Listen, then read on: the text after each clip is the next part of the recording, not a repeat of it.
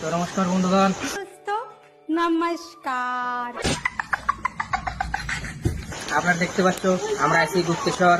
ওই বোকাচোদা কয় কি, ওই দেখ। তো আমরা একটা ডিজিটাল বাবা দেখছি।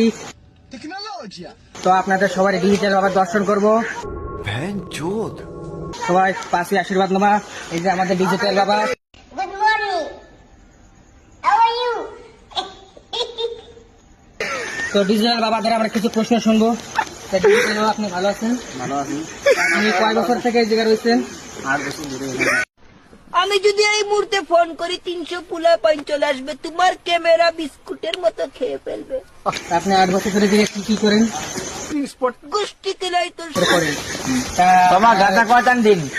গাঁজা তো দিনে 4 বার খাওয়া পড়ে। 4 বার খাওয়া পরে। শুটিং।